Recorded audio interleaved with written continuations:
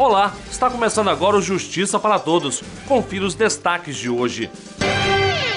Judiciário brasileiro transforma em ação judicial mais de 1.700 denúncias contra acusados de corrupção e lavagem de dinheiro em 2012. Chega de iniciais. Supremo derruba sigilo de nomes de autoridades em inquéritos da Corte. Preconceito na internet. STJ unifica processos sobre crimes de racismo e discriminação contra negros e judeus cometidos em comunidade virtual. 7ª edição do Anuário da Justiça Brasil 2013 traz as mudanças que ocorreram no Judiciário com a promulgação da Constituição Federal há 25 anos. Eu sou Samuel Figueiredo e o Justiça para Todos já está no ar. Em 2012, quase 26 mil processos sobre corrupção, lavagem de dinheiro e improbidade administrativa tramitaram na Justiça brasileira. Os dados fazem parte do levantamento feito pelo Conselho Nacional de Justiça. Acompanhe na reportagem de Gisele Mourão.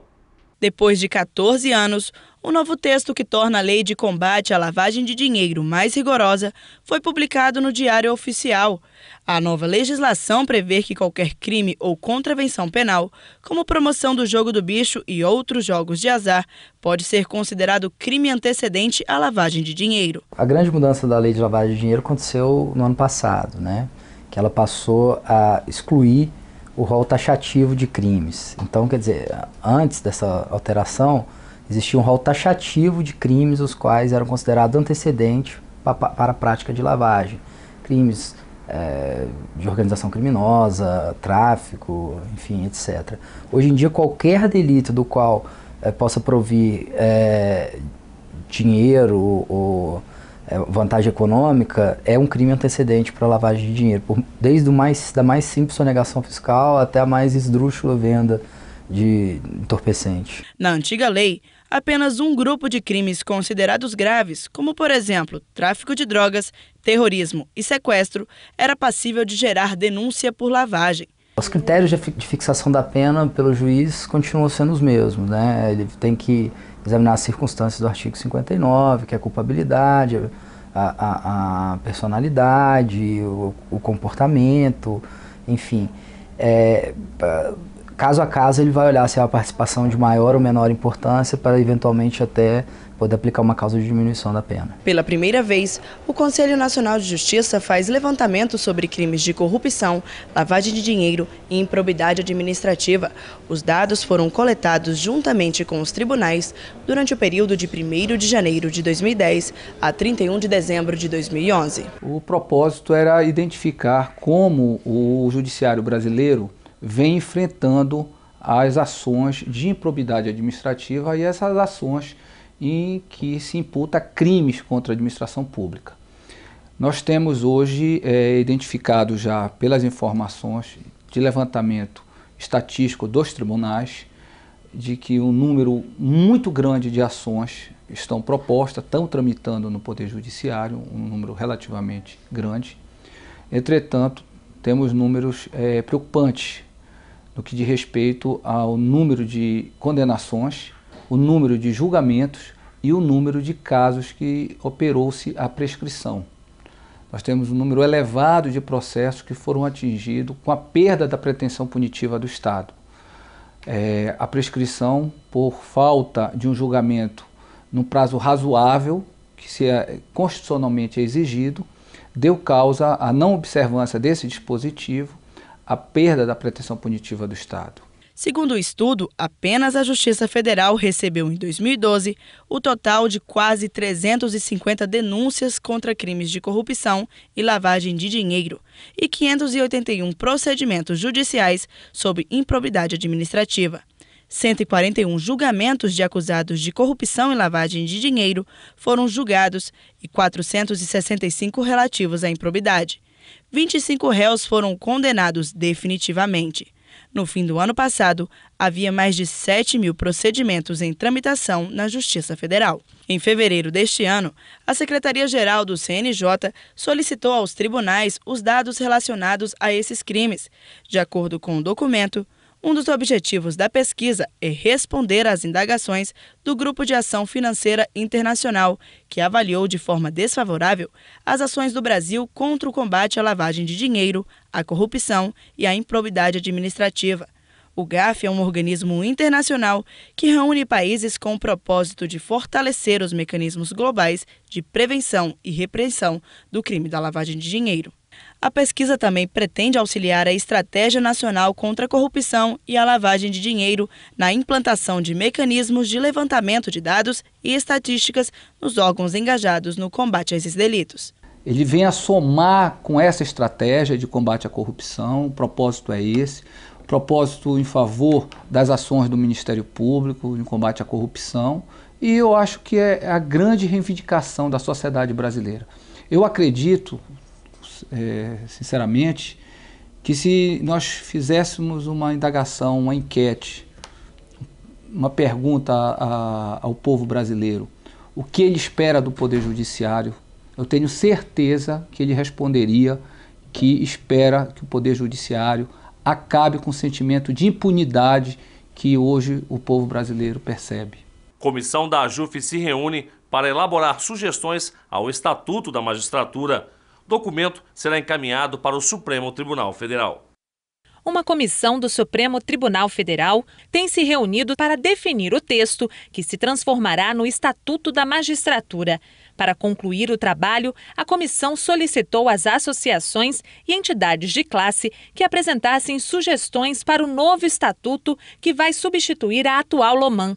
Representantes da Associação dos Juízes Federais do Brasil promoveram um encontro para discutir o tema e elaborar uma proposta que possa contribuir em vários aspectos com a carreira dos magistrados. Esse estatuto é muito importante porque há necessidade de atualizar a atual lei orgânica da magistratura, que em alguns pontos ela ficou obsoleta, e principalmente depois da criação da emenda constitucional número 45, da promulgação dessa emenda, a primeira etapa da reforma do Poder Judiciário, que trouxe a figura do Conselho Nacional de Justiça como órgão central de planejamento estratégico de todo o Poder Judiciário. Então a importância qual é? É, na verdade, fortalecer o papel do juiz, o papel do Poder Judiciário e também permitir que o Poder Judiciário cada vez mais ele preste um serviço de qualidade para a população. A atual LOMAN existe há mais de 30 anos, por isso a necessidade de atualização da lei que já está defasada. Ela está muito desatualizada. Só para que vocês tenham uma ideia, a nossa instituição irmã, que é o Ministério Público, tem uma lei orgânica, uma lei complementar, nova e recente e já atualizada. Então nós estamos precisando, neste momento, de definir quais são os parâmetros da magistratura nacional diante da Constituição de 1988, já que a anterior lei, ela é de 79. Todas as sugestões apontadas pelos membros da AJUF serão analisadas pelo presidente da associação, Dr. Nino Toldo, e depois encaminhadas para o Supremo Tribunal Federal. O presidente do Congresso Nacional, senador Renan Calheiros, suspendeu a promulgação da proposta de emenda à Constituição número 544, que cria 4 novos tribunais regionais federais. A PEC, aprovada no dia 13 de março, deveria ser promulgada até o dia 17 de abril. A alegação é de que há erro material no texto da proposta.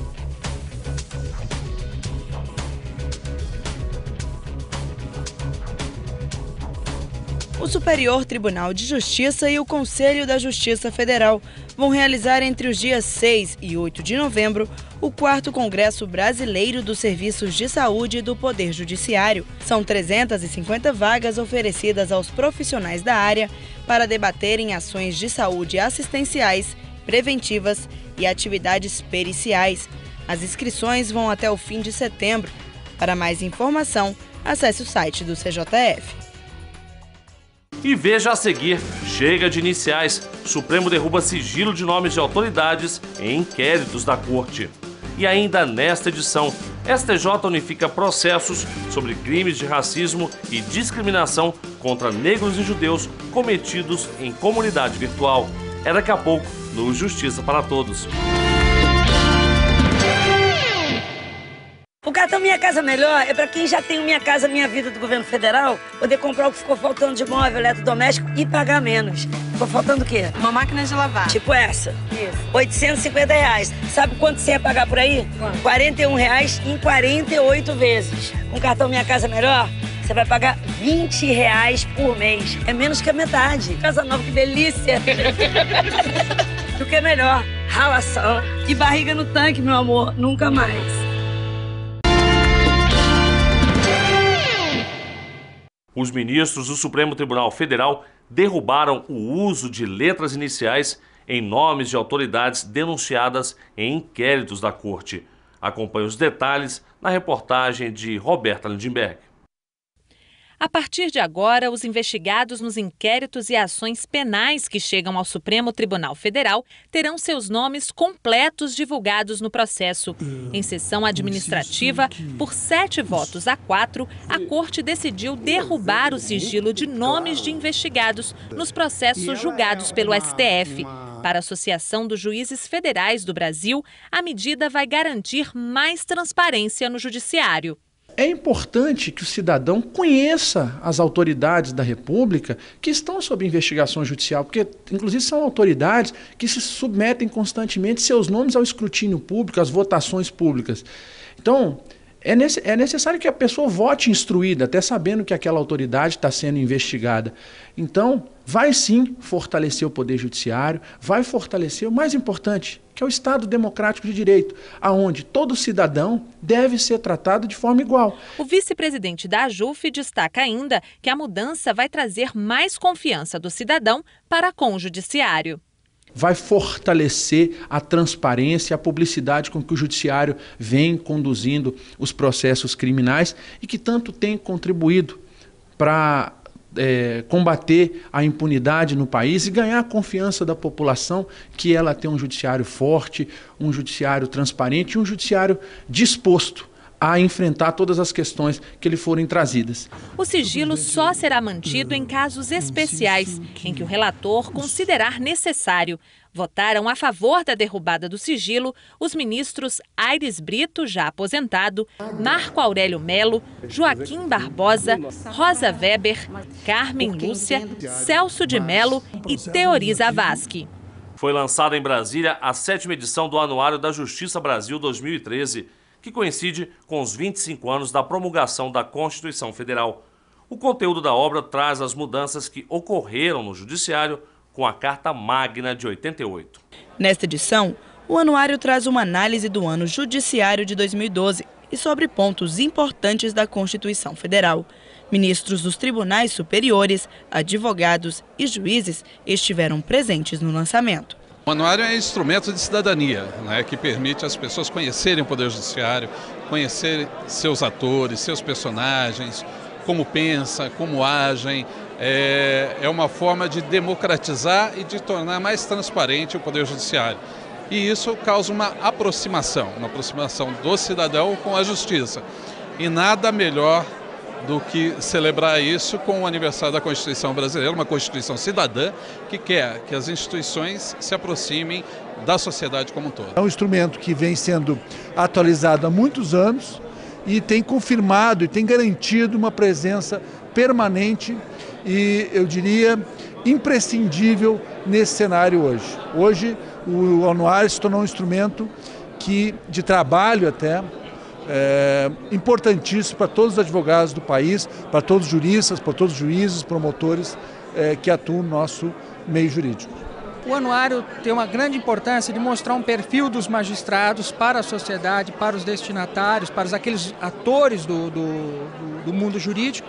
E a ligação disto aos 25 anos da Constituição é importante porque é uma Constituição que tem a grande importância de ser já longeva na história democrática brasileira e, enfim, é importante fazer essa ligação. A Constituição como um marco jurídico, um marco fundamental para a sociedade brasileira de democracia e o Poder Judiciário como um dos tripés da República, possibilitar que a sociedade venha a conhecer um pouco mais os seus membros. Na 7ª edição do anuário, A ação penal 470 foi destacada.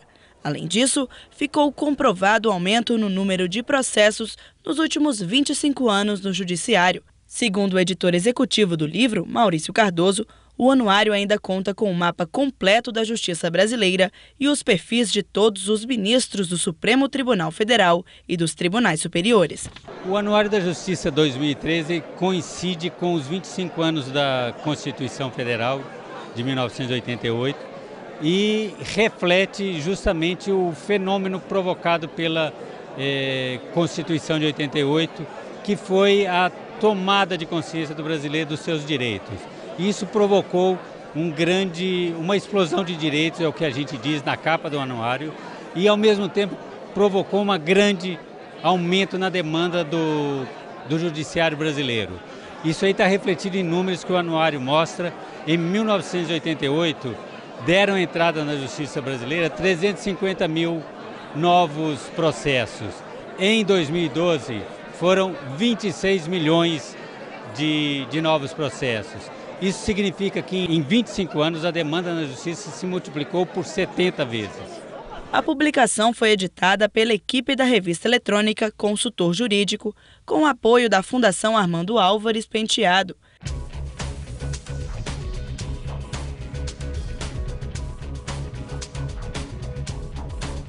O Tribunal Superior Eleitoral abriu a exposição Voto no Brasil, uma história de exclusões e inclusões. A mostra, que conta a história das eleições no país de 1532 até os dias de hoje, fica aberta ao público até 19 de dezembro no Museu do TSE em Brasília. A seguir, STJ unifica processos sobre crimes de racismo e discriminação contra negros e judeus cometidos em comunidade virtual. Eles serão julgados pela Justiça Federal em São Paulo. É daqui a pouco, logo depois do intervalo. Não saia daí. O cartão Minha Casa Melhor é para quem já tem o Minha Casa Minha Vida do governo federal, poder comprar o que ficou faltando de móvel, eletrodoméstico e pagar menos. Ficou faltando o quê? Uma máquina de lavar. Tipo essa. Isso. R$850. Sabe quanto você ia pagar por aí? Quanto? R$41 em 48 vezes. Com o cartão Minha Casa Melhor, você vai pagar R$20 por mês. É menos que a metade. Casa nova, que delícia! O que é melhor? Ralação e barriga no tanque, meu amor. Nunca mais. A AJUF indicou o juiz federal Walter Nunes da Silva Júnior para compor o Conselho Superior da Escola Nacional de Formação e Aperfeiçoamento de Magistrados, a ENFAM. O ex-presidente da AJUF vai se juntar aos desembargadores Margarida Cantarelli, do TRF da 5ª Região, a Rui Stocco, indicado pelo Tribunal de Justiça de São Paulo, e também ao representante da Associação dos Magistrados do Brasil, Marcos Aloar Diniz Grangeia. E a Justiça Federal em São Paulo deve julgar uma série de crimes de racismo e discriminação contra negros e judeus cometidos por meio da internet. A decisão é do Superior Tribunal de Justiça, que unificou o julgamento que ocorreria em 14 cidades brasileiras. Acompanhe na reportagem de Gisele Mourão. Computador, tablet, celular, usar a internet está cada vez mais fácil. Pode ser no trabalho, em casa ou na rua, o uso constante das redes sociais é comum. A Aymara Galdino posta quase tudo no Facebook. No perfil da estudante, ela publica fotos, mensagens e até os locais que frequenta. Sou viciada, assim. Eu acesso o tempo todo, aonde eu puder. Eu gosto muito de ver o que as pessoas estão postando. Eu gosto muito de postar também. Tudo que tiver de novo na rede social, das pessoas que eu sigo, eu gosto de ver. Eu gosto de saber o que está acontecendo. Seja com a vida de algum amigo meu, seja alguma notícia de alguma página de notícia que eu siga, jornal, revista. Eu estou sempre acessando. Eu acho que é a maior fonte de informação que eu tenho. Mas é preciso ficar atento, alerta este especialista. Com a facilidade da internet, o usuário pode se expor demais, arriscando a própria segurança. A pessoa que fica lá tuitando tudo que faz da vida, cada vez que respira, quase, ou que posta no Facebook tudo que acha, é só um aspecto a mais dessa cultura da fama pela fama, ou de se expor demais. Tá? Então eu vejo a internet como mais um ingrediente nesse caldo todo que a gente tem de superexposição.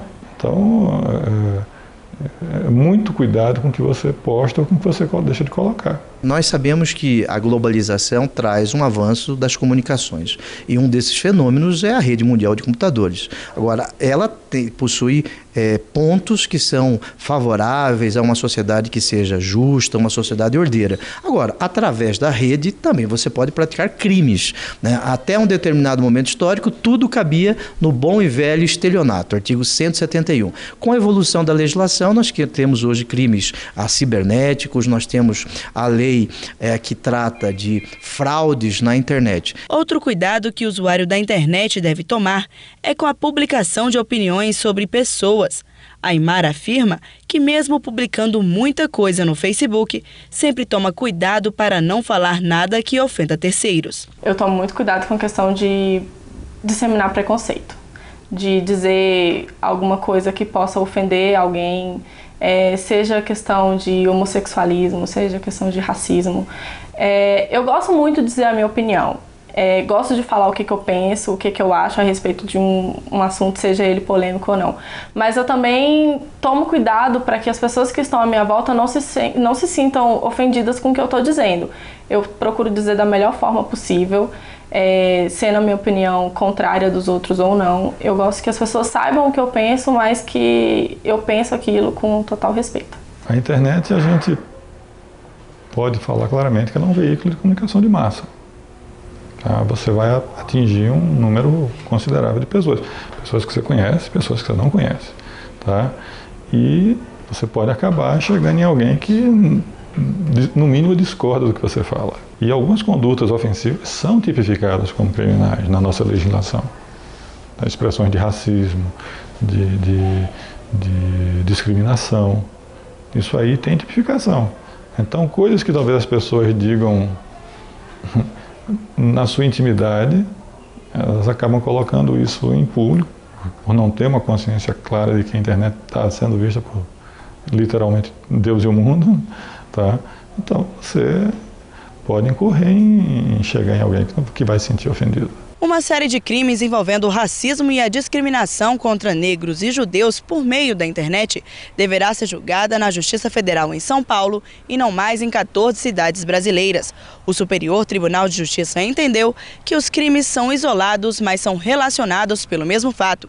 Por isso, devem ser julgados por um único juiz para que não haja decisões conflitantes. A prática de crimes que ofendem a pessoa, crimes contra a honra, como calúnia, difamação e injúria, via rede mundial de computadores, isto tem que ser levado em conta e o projeto trata deste tema, porque você ser ofendido sozinho, você e o seu ofensor, tem um significado, tem um desvalor, tem uma ofensa ao seu patrimônio jurídico. E se esta ofensa for pela rede mundial de computadores, a ofensa ao seu patrimônio jurídico é muito maior. Então a reprimenda, a resposta do Estado também deve ser proporcional àquela ofensa. Quando alguém pratica ofensa contra a raça ou crença de outra pessoa, pode pegar até 6 meses de detenção. Mas para comprovar o crime cometido pela internet, a vítima precisa provar o dano, tirando uma foto ou copiando a página onde o delito ocorreu e registrar em cartório antes de fazer a ocorrência. Isso vem previsto não no Código Penal, esses instrumentos de prova, mas no Código de Processo Penal, né, que busca meios, né, de provas através de comprovações indiretas. Isto é possível. O ideal é que você tire uma cópia, né, faça um print da tela, né, e algumas decisões judiciais dizem que isso tem que ser registrado em cartório.